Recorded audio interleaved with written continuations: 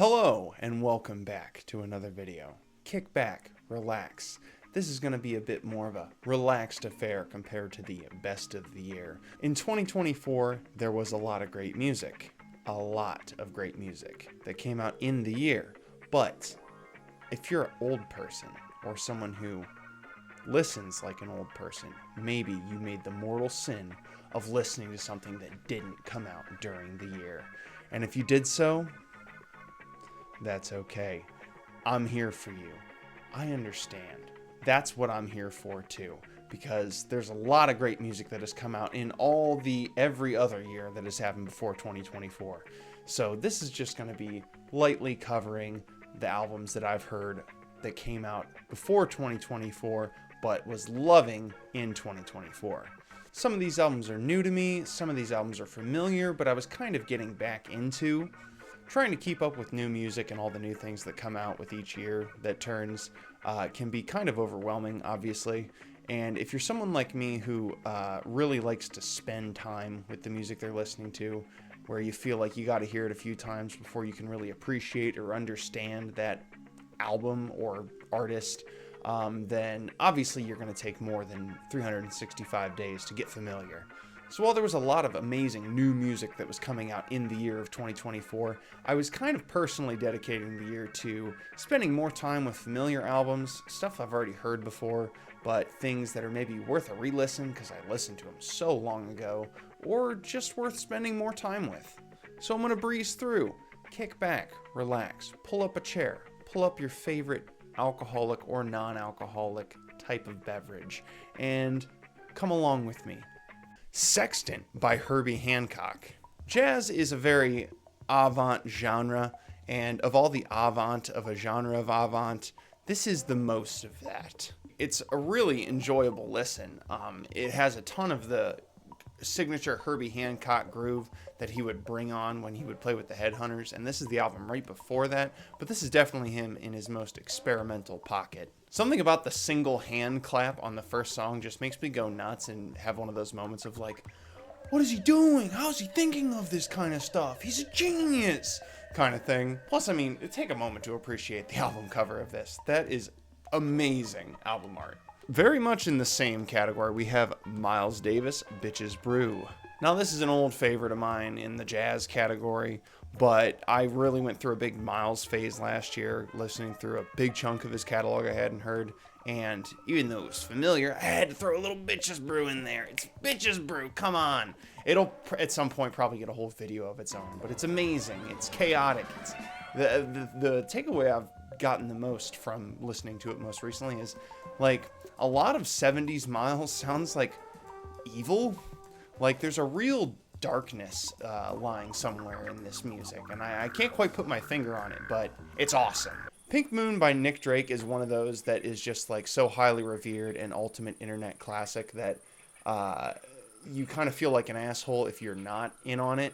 And I have to say, for the longest, I really like Nick Drake, but I was never on the same level of, like God status or whatever. That was until I did the proper thing and I listened to this album many times while camping in Michigan this year. And when you're listening to Pink Moon in the woods, secluded on a breezy, quiet night next to a fire, that album really opens itself up. At least it did for me. It really opened itself up to me. And now I can firmly say that, like, I get the hype with Pink Moon. Like, it is that bitch. It is as good as everybody says it is. Another understated classic from a band that everybody knows is Volume 4 by Black Sabbath. I love Sabbath in all its forms. They'll definitely get their own video at some point. But Volume 4 has really been hitting for me this year. It's like one of the most ambitious and proggy, kind of what they would hit with the albums to come after this in the late 70s, but it retains a lot of the heft and heaviness of the three classic albums that everybody loves. It's sort of this great little bridge point, but instead of being like an awkward transition, it feels more like the best of both worlds. Magma, We Dorge. Magma is a weird band. We Dorge is a weird album by the standards of a weird band. Oh hey, future editor me. It's not called We Dorge. The album is called Udu Wudu. We Dorge is a song on that album. They're weird in all the best, craziest, most eccentric, mind-blowing kind of ways. Magma is incomparable to any other band, really, except for bands that play in the Zool genre, which was created by Magma and birthed all of these bands, essentially. So the only bands that sound like Magma are ones that come from the same genre that they created. It's a lot. It's a rabbit hole of Zool. But We Doors is just a lot of fun because it's very funky. It's very lighthearted. It doesn't take itself seriously at all. I don't think a lot of their music really does, but this one especially is just meant to like be purely enjoyed and like kind of just bop your shoulders around while you're listening to it. I don't remember exactly how Beastie Boys came back into my rotation this year after not really listening to them for a long time. But I got really faded one night and I listened to Ill Communication, which I'd never heard. And I just blew me away. Just fucking blew me away. It like threw me back into my hip hop phase this year. Like genuinely, I think that the Joey Valance and Bray album caught such a high spot because I'm in such that kind of pocket of Beastie Boys shit. When I heard all the instrumental funk tracks that are sprinkled throughout this album, I was absolutely mind blown.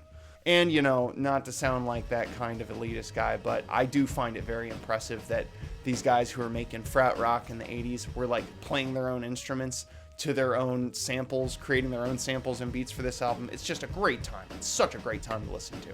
With the utter disappointment of the new Opeth album from last year, I had to remind myself why I love the band so much. And while they have classics on classics, Ghost Reveries was the one that was the most in rotation for me last year. It's like, it makes me sad listening to new Opeth when I go back and listen to these albums, because I'm like, no, they really were one of the best metal bands of their era, of their style, and just period. Where like their newer stuff is like the worst kind of prog, where it's just, their new stuff is kind of the worst showing of prog, where it's all flair and no substance, where you listen to their old stuff and like, even though this is going to be a 10-minute song you're getting into, it had to be 10 minutes, and they pack so much substance and so many great moments into them that they're worth re-listening every time. Bang of the Hounds, that opening riff, come on. Luther Vandross, never too much, never too much, never too much. Oh my god. I'm new on the Luther train, folks. I'm just joining on. I just found my ticket to the Luther train, and I'm not getting off anytime soon. Goddamn. If you want feel great, smooth, saucy, sensual R&B of the 80s, I feel like Luther Vandross is just absolutely the pinnacle of this, and just of R&B as a whole. I've been slowly working my way through his whole catalog, and it's breathtaking, but Never Too Much is just like that classic of bops on bops on bops that everybody can enjoy. If you do not like the title track on this, unsubscribe. I'm just kidding. No, but you should. I'm just kidding. Unsubscribe. Dark Throne, ablaze in the northern sky. I'm a big old fan of that classic Norwegian black metal, and I tell you, there ain't no finest day when it comes to dang old Dark Throne, man. Blazing in the Northern Sky really is a classic for a reason. In the Shadow of the Horns is one of my favorite black metal songs, and Catharian Life Code, the opener, is just, it's crazy. In the way you hear with a lot of genres when they're just beginning, everybody kind of has a different idea of where they're trying to take it, and just Dark Throne's vision of black metal and their sound is like so satisfying, because like it's packed with so many great riffs while still being so evil and brutal and lo-fi and all those wonderful qualities that you love from that early 90s black metal sound. Steely Dan, if you didn't catch the lumping in of the Geordie Greep talk with them, I love some Steely Dan. A different year goes by and one of their classics will become my most played album that year or something. They've been in my top listened bands for like years now. But last year, Gaucho probably has become my favorite of all of them. I finally got it on wax, and while I'm not a vinyl elitist at all, there are some records, mostly jazz, but some other records that really are a different experience when you get to hear them on vinyl, and Gaucho is absolutely one of those experiences. It's just so luxurious. It's just like feeling like you're at a tropical resort laying out by the pool every time you put it on, even if you live in Ohio in the wintertime and it's 20 degrees out. Bulldozer with their album IX or 9. This was a random find from earlier in this year of a very niche 80s thrash artist that I was not familiar with. And it's good. It's really good stuff. The music is really solid, but what carries it away is the lyrics on some of these songs. I mean, the shit is fucking hilarious. It's absurd, but it's so funny. Oh, Iggy Pop, the idiot. Oh. I'm a big old stinking Stooges fan, man. Funhouse is like one of the best albums ever, and anything that wasn't Funhouse, I didn't want to hear. Until this year, I finally gave a listen to The Idiot by Iggy Pop, and yeah, okay, fine. It's as good as everyone says it is. It's really great. But just the lo-fi sound of this, it's very off-kilter. It's kind of a downer. It's kind of really a downer to listen to, but in a really good way, because like Iggy Pop, up until that point in his real life, I mean, he was kind of a downer. He was not someone you wanted to be at a party with, or maybe he's exactly you wanted to be at a party with. But The Idiot is so great. Listen to it on like a rainy day inside or something. Oh, what's that? It's Minimalism Side Quest! Steve Reich, Music for 18 Musicians. I finally got around to listening to this, taking a walk one day, and a man, so hypnotizing. When it comes to like this and an album I'm going to talk about in a second, there's no kind of music compared to minimalism that kind of makes you feel like you're high while being entirely sober, and I mean that genuinely. Like, the repetitions just get you into this hypnotic state where you're walking and your legs are moving, but you're not the one moving them, and you're looking around and you're seeing things, but you don't really know what's going on. It's truly a great experience. If you find the time, if you find 15 minutes straight to go into your neighborhood and just take a walk around with springtime coming around, make this one of the first ones that you listen to.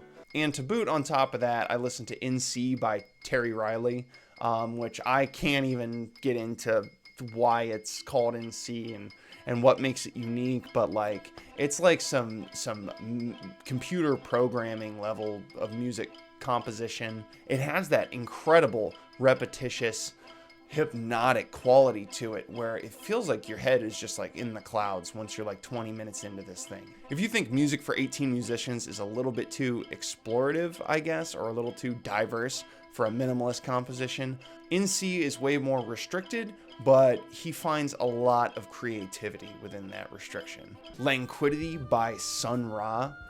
In my jazzy summer this year, I finally got around to listening to this, and I had no idea what a funk-heavy album this was going to be. And jazz funk is one of my favorite genres of music, so I was given such a treat listening to Languidity.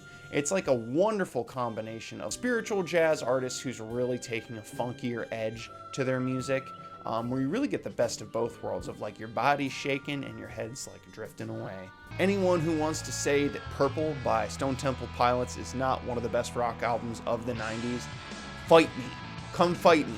I'll put up my home address right here. Come on, come to my place. I dare you, okay? Better than any Nirvana album.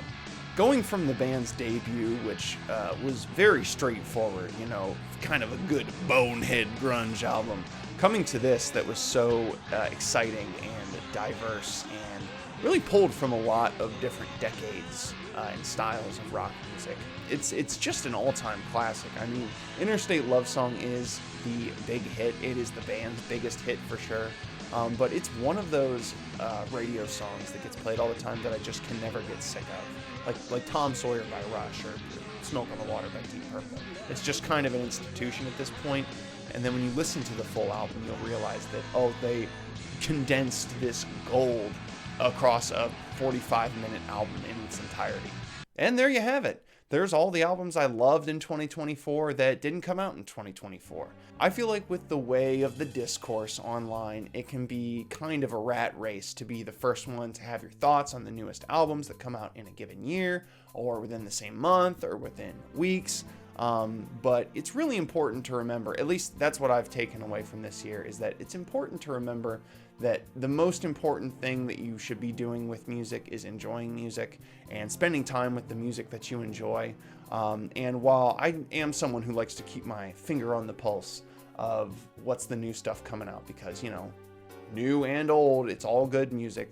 One is not better than the other. Let's not be stupid.